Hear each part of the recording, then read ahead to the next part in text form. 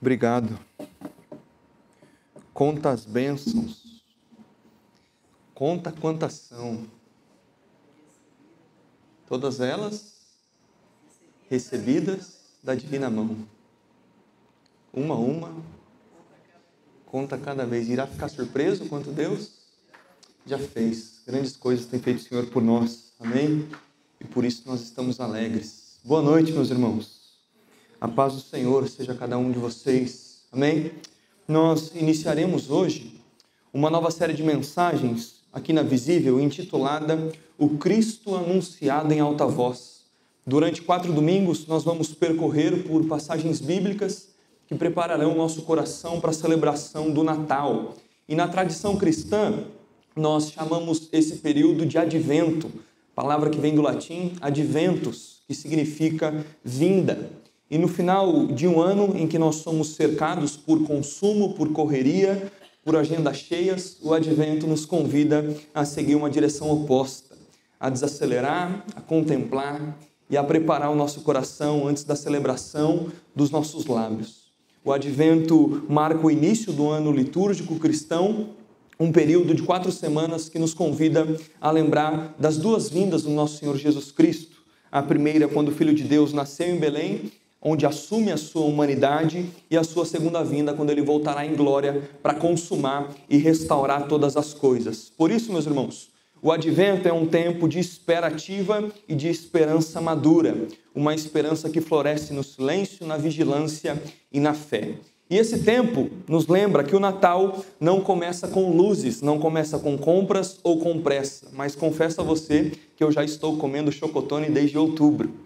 Mas começa no coração de uma promessa antiga, no ventre de uma jovem e humilde, nas canções de fé que celebram a vinda do Senhor. E nessa série nós vamos ouvir 4 canções do Novo Testamento, 4 vozes que anunciaram a chegada do nosso Senhor Jesus Cristo antes mesmo do presépio. E hoje nós vamos começar com a primeira delas, que é o Cântico de Maria, conhecido ao longo da história como Magnificat. Eu convido você a abrir a sua Bíblia comigo e manter ela aberta durante a exposição da palavra em Lucas. Lucas, leremos nesta noite dos versos 46 a 56. O texto também vai estar projetado aqui na frente aos irmãos, mas caso você possa abrir a sua Bíblia e fazer as suas anotações, vai ser muito rico para você. Lucas capítulo 1, nos versos 46 a 56, eu irei ler na NVI. Diz assim a palavra do Senhor. Amém? Posso ler?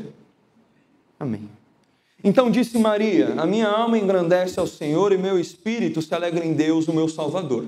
Pois ele atentou para a humildade da sua serva. De agora em diante todas as gerações me chamarão de bem-aventurada. Pois o poderoso fez grandes coisas em meu favor. Santo é o teu nome. A sua misericórdia estende-se aos que o temem de geração em geração. Ele realizou poderosos feitos com o seu braço, dispersou os que são soberbos no mais íntimo do coração. Derrubou governantes dos seus tronos, mas exaltou os humildes. Encheu de coisas boas os famintos, mas despediu de mãos vazias os ricos. Ajudou a seu servo Israel, lembrando-se da sua misericórdia para com Abraão e seus descendentes para sempre, como dissera aos nossos antepassados. Maria ficou com Isabel cerca de 3 meses e depois voltou para casa. Até aqui a palavra do Senhor. Vamos orar mais uma vez, meus irmãos?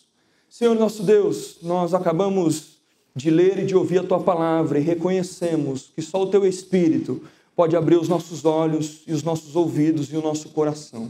E é por isso, Deus, que nós te pedimos, fala conosco, ilumina o nosso entendimento, aquieta a nossa alma e torna viva a Tua voz dentro de nós.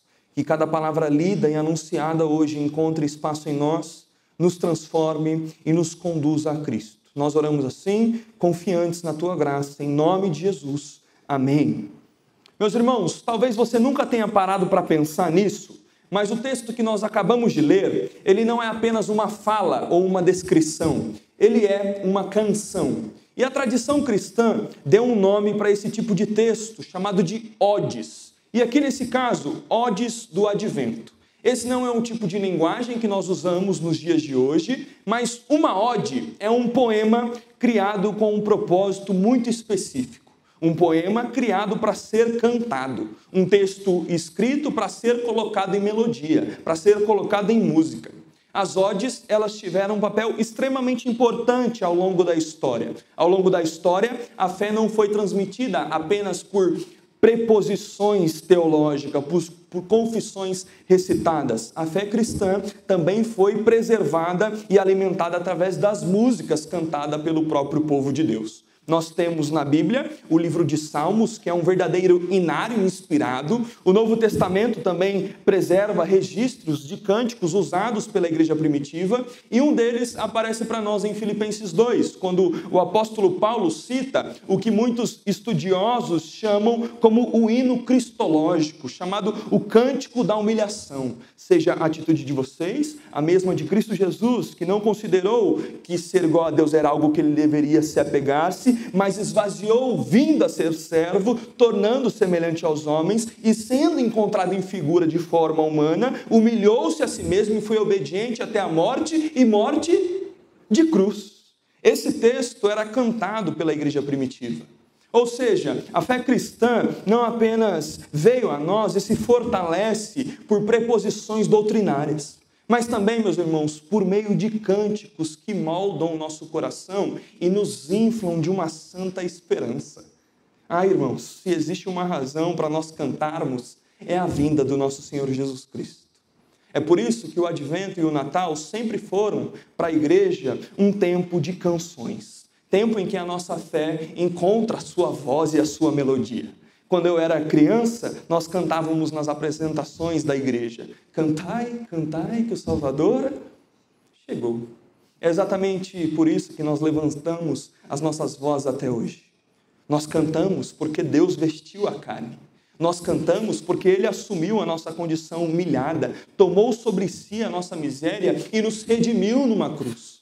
A adoração sempre foi uma marca do povo de Deus. E essa é uma das razões pelas quais nós nos reunimos enquanto igreja, para adorar, para ver os feitos do Senhor e levantarmos as nossas mãos em adoração, em rendição ao que Ele fez, mas a quem Ele é. E quando nós fazemos isso juntos, quando nós ouvimos outras vozes, outros indivíduos completamente diferentes, com as suas agendas, com as suas vidas, torcendo para times diferentes, professando a mesma verdade, meus irmãos, isso produz, ou precisa produzir no nosso coração, um santo gozo e um santo encorajamento. A adoração é o coração da vida comunitária. Onde não existe adoração pública, ali não existe o povo de Deus. E se nós não somos unidos na nossa adoração pública, nós não somos unidos em exatamente nada. E é por isso, meus irmãos, que nós dizemos que a fé cristã é uma fé que canta. É uma fé de odes, de poemas que se transformam em cânticos. Nós somos um povo que vive sob a perspectiva da esperança e a expectativa da vinda do nosso Senhor Jesus Cristo. Nós vivemos nessa santa tensão entre aquilo que Deus já fez por nós e ainda aquilo que Ele fará. No entanto, muitas vezes, eu não sei se é assim com você, mas comigo a nossa atenção se desvia. E por conta disso, a nossa fé se enfraquece. E nós acabamos trocando o eterno pelo imediato. Nós acabamos deixando que o brilho das coisas menores ofusque a luz e a glória que há divino por vir.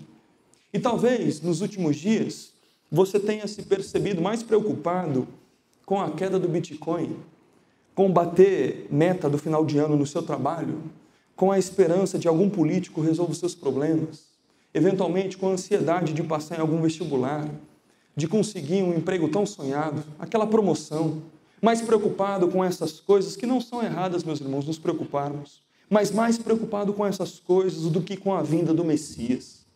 E é exatamente aqui que o texto de hoje nos convida a voltarmos os nossos olhos para o essencial. Nesse primeiro cântico, nós encontramos uma resposta, e resposta extraordinária à revelação do nosso Deus. Porque aqui Maria havia acabado de receber a notícia de que ela seria a mãe do Salvador. O anjo Gabriel aparece para ela e anuncia, vocês conhecem essa história. Maria, você é bem-aventurada porque o Senhor a escolheu para você ser mãe do Salvador. O Espírito do Senhor virá sobre você e o ente querido que será gerado no seu ventre será chamado Filho do Altíssimo. Deus lhe dará o trono de Davi, e esse trono vai durar o quê? Para sempre. Maria recebeu a maior notícia que um ser humano poderia receber. Você, papai, mamãe, vovó e vovó sabem bem disso. A notícia da chegada de um filho é aquela notícia que tem o poder de transformar qualquer família. Muda a nossa rotina, as nossas prioridades, ou seja, muda a nossa vida inteira. Agora imagine, irmãos, receber a notícia da chegada do Filho de Deus. A chegada daquele que é o Deus que intervém. Daquele Deus que quebra o silêncio e que pisa na história para salvá-la. Maria compreendeu isso. Ela entendeu que Deus estava invadindo o tempo e entrando na história de maneira decisiva. E é por isso que Maria canta. Ela canta porque ela percebe que há um Deus que intervém. Reconheceu que existe um Deus que entrou na história.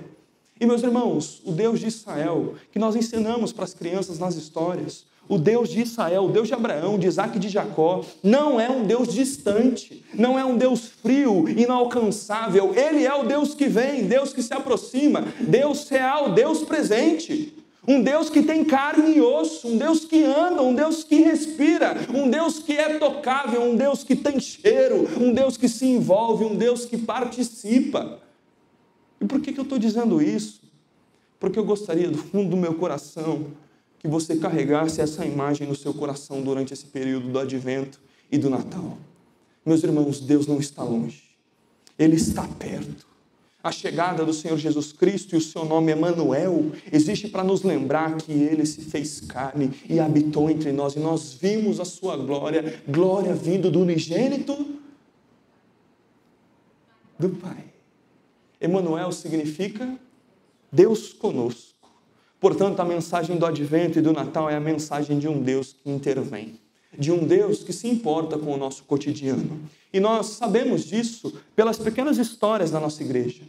Lembre-se daquele junior que passou a semana inteira orando para que não chovesse na programação de final de semana deles. Ou, conforme aconteceu hoje, os irmãos levantaram as suas mãos e trouxeram algumas questões complexas e problemáticas, agradecendo ao Senhor por cuidar dessas questões problemáticas. Mas uma menina levantou a sua mão toda envergonhada e disse assim: eu queria agradecer porque eu passei na minha prova de matemática. O que eu estou querendo dizer com isso, meus irmãos? Essas orações e agradecimentos simples, pequenos às vezes, só são possíveis por uma razão. Qual a razão?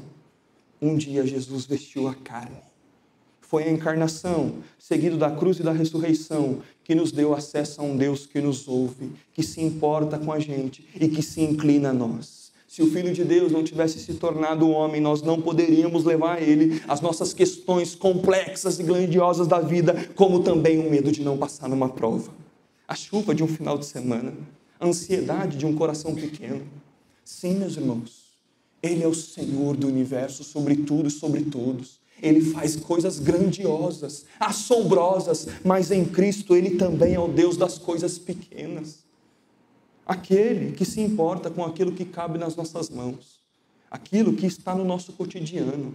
E é por isso, povo de Deus, que nós podemos orar e dizer assim como Maria: Senhor, intervém na minha história. Senhor, intervenha nessa minha pindaíba de final de ano, no meu cotidiano, na minha vida, nessa situação que parece ser tão pequena, tão simples, tão boba, mas que de fato, Senhor, é importante e é real para mim. Meus irmãos, o que eu estou querendo dizer com isso, e sendo insistente com vocês, nós podemos orar assim, porque Deus veio ao nosso encontro. Ele se fez carne, Ele entrou na história, e é por isso que Maria canta. E quando ela canta, nós podemos extrair muitas verdades, mas hoje eu gostaria de deixar apenas 5 verdades com os irmãos, de maneira bem breve, espero ser pedagógico aqui. Em primeiro lugar, a visita de Deus é uma visita transformadora. Perceba comigo o verso 46 e 47. Então disse Maria: a minha alma engrandece ao Senhor e meu espírito se alegra em Deus, meu Salvador, pois Ele atentou para a humildade da sua serva. De agora em diante, todas as gerações me chamarão de bem-aventurada. Nesses versículos, Maria está olhando para os dois lados da história. Primeiro, ela olha para trás e reconhece a sua pequenez. Deus se atentou para a humildade da sua serva, ou seja, o que ela está dizendo para nós: Deus me viu, Deus me visitou, Deus entrou na minha realidade, pobre, simples e limitada. Mas quando ela diz de agora em diante, Maria passa a olhar o quê? Para frente. Ela enxerga o futuro sob a perspectiva da intervenção divina. Todas as gerações me chamarão bem-aventurada. Em outras palavras, ela está dizendo: Deus mudou a minha vida, Deus transformou a minha história. É exatamente isso que o Advento anuncia para nós. A entrada de um Deus que entra na história e transforma essa história. A chegada de Cristo significa que Deus intervém, e toda intervenção tem uma finalidade, tem um propósito. Qual é, meus irmãos? Transformação. Ele não é apenas o Deus que visita, é o Deus que muda. Não é apenas o Deus que se aproxima, é também o Deus que recria. Faz com que o ladrão deixe de roubar, com que o maledicente deixe de ser maledicente, com que o adúltero deixe de ser adúltero. Faz com que mortos em delitos e em seus pecados ressuscitem para um novo reino. Uma transformação que não acontece apenas do lado para fora, do lado exterior, mas uma transformação que alcança o centro do nosso ser, as nossas motivações ocultas, os nossos afetos completamente desordenados e as nossas feridas mais profundas da vida. E é isso, e disso que Maria está dizendo no seu cântico, porque Deus vestiu a carne e entrou na história, a minha vida, por dentro e por fora, nunca mais será a mesma. Nós olhamos esse cenário e vemos a nossa vida. Obrigado, Senhor, porque o Senhor me encontrou. Eu perdi e o Senhor venceu. E na minha derrota, eu encontrei a verdadeira vitória. Nós costumamos, meus irmãos, ter o hábito de criar uma série de listas de desejos para a virada do ano. Ontem pela noite eu acessei a nota do meu celular e vi 2024, alguns desejos que eu tinha para 2025. Sabe aquele meme, expectativa e realidade? Foi aí que eu me deparei. Nós dizemos assim: esse ano vai ser diferente. Esse ano eu vou para a academia, esse ano eu vou ler mais, esse ano eu vou melhorar e aprimorar o meu inglês. Nós sonhamos com mudança. E eu não estou querendo dizer que sonhar com mudanças e projetar a nossa vida para isso seja algo ruim. Não é isso. Mas deixa eu te dizer alguma coisa bastante importante. Transformação profunda não acontece no dia 1 de janeiro. Transformação profunda não acontece depois que a gente pula 7 ondas. Transformação profunda acontece quando nós nos encontramos e somos encontrados pelo Deus que intervém. A academia ajuda. Vá, precisamos disso. Disciplina, maravilha. Agenda. Tem uma agenda, meu irmão. Para de deixar sua esposa maluca da cabeça. Mas a vida transformada é fruto de um encontro, não de uma mudança de calendário. O calendário muda dias, Cristo muda pessoas. E esse encontro acontece com um Deus que entra na história para mudar vidas. Amém, meus irmãos? Maria continua dizendo: todas as gerações me chamarão de bem-aventurada. Vocês sabem que bem-aventurada é a expressão bíblica que descreve alguém extremamente feliz. Feliz em grau máximo, plenamente satisfeito, completamente realizado. O que Maria está dizendo é: agora eu encontrei a verdadeira felicidade, porque Deus interveio na minha vida. Hoje, meus irmãos, no período de início do Advento, eu quero te convidar a se encontrar com o Deus que intervém, a colocar nas mãos dele a sua vida bagunçada, as áreas que você não consegue mais arrumar sozinho, os cantos escuros que você não sabe mais como iluminar. O Advento não apenas nos fala de uma visita transformadora, mas, em segundo lugar, nos fala de uma visita misericordiosa. Olha o que diz o verso 49 e 50. O poderoso fez coisas grandiosas em meu favor. Santo é o teu nome. A sua misericórdia estende-se aos que o temem, de geração em geração. Quando nós tratamos da graça e da misericórdia do nosso Deus, nós estamos tratando e falando de algo que é profundamente ofensivo para o autossuficiente religioso. Porque o religioso autossuficiente, ele não percebe, como Maria percebe, que ele precisa de maneira desesperada da misericórdia de Deus. É alguém que vive com a sensação de que se basta, de que o seu esforço, a sua moralidade, a sua disciplina espiritual lhe garante alguma segurança nas regiões celestiais. Mas Maria sabe a verdade. Deus não interveio na história dela porque ela era boa, digna ou especial. Deus interveio porque ela precisava. E essa é a realidade de todos nós. Deus não entrou na nossa história, gente, porque nós somos legais. A turma dos milinguidos da igreja. Cordeirinhos de Jesus, simpáticos, virtuosos, nós somos do bem. Deus entrou na nossa história porque nós somos pecadores miseráveis que precisam de redenção. Ele não apenas visita com o poder que transforma, mas também com essa misericórdia que se compadece. Como dizia Lutero, ele é o Deus que se coloca no sapato do miserável, o Deus que se inclina, o Deus que se aproxima. Como também diz Agostinho de Hipona no seu sermão 191, ele amava tantos miseráveis que não apenas veio ao encontro deles, mas se fez um deles. E é justamente por termos sido visitados por essa misericórdia que nós somos chamados, impelidos, constrangidos, não tem outra reação a não ser sermos agentes dessa mesma misericórdia na vida dos outros. A misericórdia recebida precisa, irmãos, se transformar na misericórdia praticada. Você e eu precisamos todos os dias de uma visita misericordiosa da parte de Deus. E é essa certeza que nos mantém de pé. As misericórdias do Senhor são as causas de nós não sermos. Elas se renovam a cada manhã. Está de noite, então a gente está meio devagar. Se tivesse de manhã, estaria renovado. 100% a misericórdia. É uma visita transformadora, uma visita misericordiosa. E no versículo 51, em terceiro lugar, é uma visita que nos humilha. Perceba comigo o texto. Ele realizou poderosos feitos com o seu braço, dispersou os que são soberbos no mais íntimo do coração.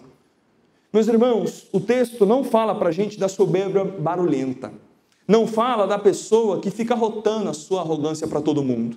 Porque esse tipo de soberba é fácil de identificar. Maria está falando de um outro tipo de soberba. A soberba guardada no íntimo do coração. E esse é o pior tipo de soberba. Aquela que ninguém vê, aquela que não grita por glórias e por louros, mas que impede a nossa confissão. Aquela que não exibe a sua grandeza, mas que se recusa a reconhecer a sua miséria.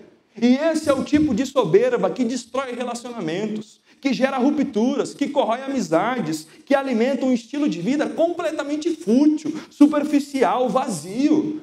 O texto nos mostra que Deus dispersa os soberbos no mais íntimo do coração. Deus não acolhe esse tipo de postura, Ele a rejeita. Meus irmãos, a soberba do influencer digital, a gente enxerga facilmente. Difícil mesmo é a soberba que mora no nosso coração. Aquela que tem 30 anos de igreja. Aquela que sabe todos os corinhos, todas as orações. Leu a Bíblia de cabo a rabo. A soberba que nos faz olhar para os outros de cima para baixo. Que gera em nós atitudes racistas, sexistas, arrogantes. A que faz com que venhamos tratar pessoas por classes, como se uma valesse mais do que as outras. Isso, meus irmãos, é a soberba no mais íntimo do coração. O advento, a chegada de Cristo, é a mensagem de um Deus que intervém para curar, e não somente isso, mas para aplacar a nossa soberba e a nossa arrogância. Um Deus que entra na história para confortar o nosso ego e expor o orgulho que insiste em nos dominar. E Deus seja louvado por isso, meus irmãos, porque termos um Deus que nos trata no pecado não é castigo, não é caprichinho de um eterno, mas é graça. Pior seríamos termos um Deus que se compadece e nos deixa na nossa miséria. Morrer nela, pobres, insuficientes. Em quarto lugar, meus irmãos, a visita de Deus é uma visita que nos supre. Veja comigo o verso 53. Ele encheu de coisas boas. Vamos lá, dá para melhorar. Ele encheu de coisas boas os famintos. A visita de Deus, meus irmãos, é uma visita que provê. É uma visita generosa, que sustenta e supre aquilo que comida, dinheiro e bens materiais jamais podem preencher. Ontem pela noite, na última fala e na última pregação, nós tivemos a alegria de receber o Paulo Capelletti, o Macarrão. Logo após vai estar no YouTube para os irmãos e vocês podem assistir. E ele estava dizendo para a gente que quando nós somos guiados por um vazio existencial e pela fome da nossa alma, nós saímos pela vida de biqueira em biqueira, procurando algo que nos satisfaça. Mas nada, absolutamente nada nesse mundo consegue preencher esse espaço. Porque o vazio do seu coração não vai ser resolvido com as coisas criadas. É o pão do céu que mata a fome que nos consome. O único que preenche o vazio da nossa alma é o Deus que intervém. Meus irmãos, Maria reconhece exatamente isso quando ela destaca a sua profunda necessidade de Deus. Percebam comigo, ela reconhece a sua necessidade de salvação e chama Deus de meu Salvador. Reconhece que o sentido da vida é exaltar e glorificar a Deus e se alegrar nele. E reconhece que todas as gerações a chamarão de bem-aventurada, porque o poderoso fez coisas grandiosas na sua vida. Em quinto e último lugar, meus irmãos, a visita de Deus é uma visita que é fiel. Preste atenção comigo nos versos 54 e 55. Ajudou a seu servo Israel, lembrando-se da sua misericórdia, como prometera aos nossos antepassados, a Abraão e aos seus descendentes para sempre. Maria está afirmando que a visita desse Deus que intervém faz parte de um plano muito maior. Um plano anunciado, prometido e preservado ao longo das gerações. Ela entende que aquilo que está acontecendo no seu ventre não é um evento isolado, mas o cumprimento de uma história inteira. E isso nos mostra algo fundamental a respeito do nosso Deus. O nosso Deus, meus irmãos, ele é fiel. Se ele prometeu, ele vai cumprir. O Deus que falou a Abraão é o mesmo Deus que fala e age agora. Portanto, o Advento e o Natal são a prova viva e visível e clara para nós da fidelidade de Deus. Eles são o lembrete de que aquilo que Deus fala, Ele realiza. E a pergunta que fica para nós nesse tempo é: o que Deus prometeu? O que Ele garantiu na Sua palavra que nós receberíamos? Ah, meus irmãos, Ele não irá nos deixar na mão. Ele lembra, Ele sabe e Ele cumpre. O Natal nos lembra que Deus entrou na história, que Ele conhece as coisas pequenas e grandes que nos cercam, Ele se importa com cada detalhe do nosso cotidiano e Ele intervém não apenas porque Ele pode, porque Ele é poderoso, mas também porque Ele é fiel.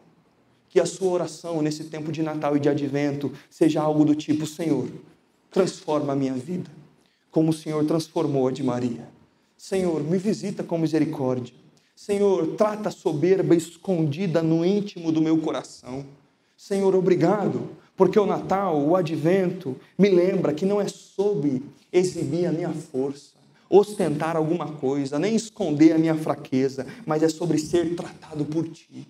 Obrigado, porque a fome do meu coração, ela encontra a verdadeira satisfação somente no encontro que eu tenho contigo. E obrigado, Senhor, porque o Senhor cumpre as suas promessas. O Senhor é fiel. Nós sabemos, igreja, receberemos tudo o que o Senhor nos prometeu.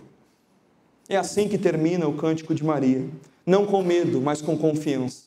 Ela canta porque ela crê que Deus é o mesmo ontem, hoje e para sempre será.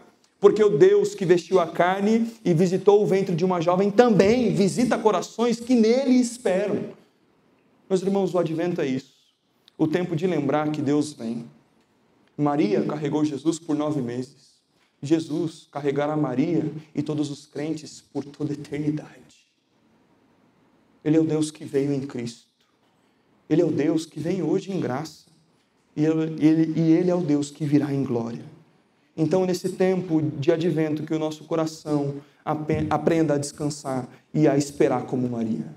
Com fé na fidelidade de Deus, com humildade diante da sua grandeza e com gratidão por tudo aquilo que Ele já começou a fazer em nós. Aquele que começou a boa obra em nós, Ele é fiel para completar no dia de Cristo Jesus. Amém? Baixa tua cabeça, fecha teus olhos. Vamos a Deus em oração. Senhor, nosso Deus e Pai, nós te louvamos porque o mesmo Deus que visitou Maria também nos visita hoje, pela tua palavra e pelo teu Espírito. Obrigado, Deus, porque a tua vinda é transformadora, é misericordiosa, é humilhadora, mas é também, Deus, supridora e é fiel. Obrigado porque o Deus eterno que entrou na história, vestiu a carne, habitou entre nós e nos alcançou na nossa miséria, no nosso orgulho e no nosso vazio existencial.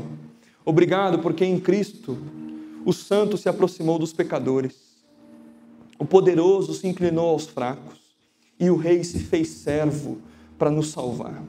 Senhor, nos ajuda agora a responder como Maria respondeu, com um coração que engrandece ao Senhor, que se alegra no Salvador e reconhece a tua obra em nós. Que a mesma fé humilde que gerou um cântico em Maria, gere em nós, Deus, uma vida inteira de gratidão, uma vida de louvor e uma vida de obediência. Te pedimos nessa noite, Deus, transforma aquilo que precisa ser transformado. Tem misericórdia daquilo que ainda está ferido em nós. Quebra a soberba escondida no íntimo do nosso coração e supre, Deus, o vazio da nossa alma com o pão que desceu do céu. Que a nossa esperança esteja no Cristo que veio e no Cristo que há de vir. Que a tua visitação hoje, Deus, gere em nós uma vida inteira de adoração. Nós pedimos isso, confiando no nome daquele que veio, morreu e ressuscitou e reinará para sempre.